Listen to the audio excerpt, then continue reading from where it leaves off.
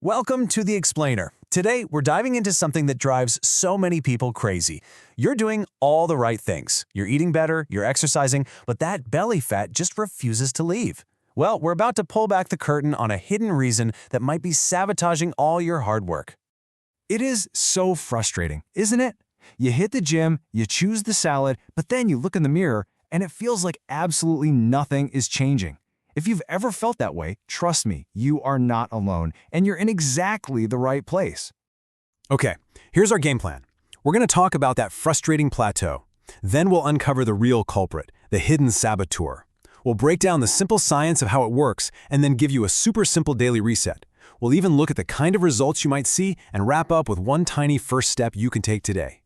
First off, let's just acknowledge this feeling of being totally stuck. Hitting a plateau is a real thing. It's that point where you feel like all your effort just isn't paying off anymore.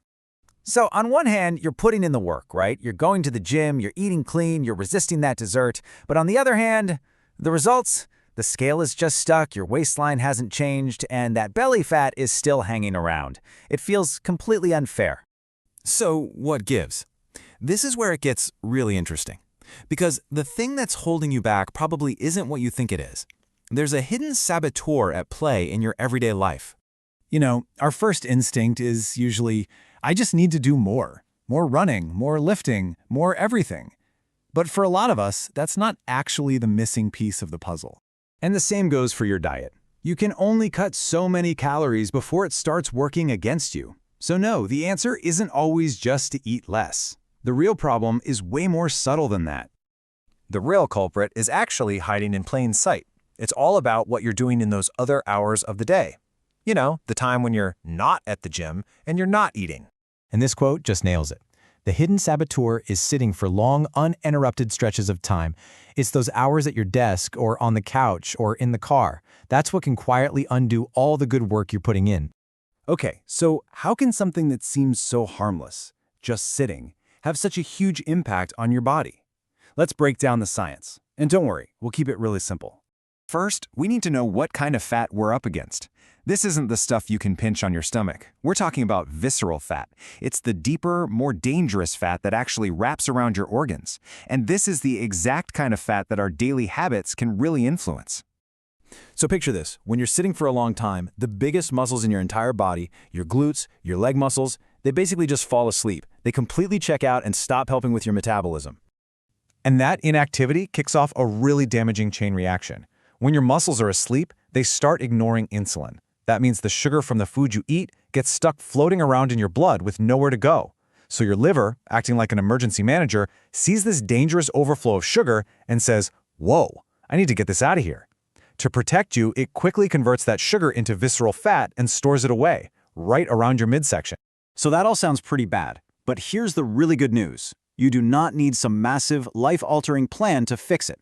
All you need is a simple daily reset to break that fat-storing cycle. The first part of this reset is almost ridiculously easy. We're just talking 2 or 3 minutes. That's it. Just stand up, maybe walk around your room. It's just enough to wake up those big muscles and tell them, hey, get back to work. Now the key here is doing it often.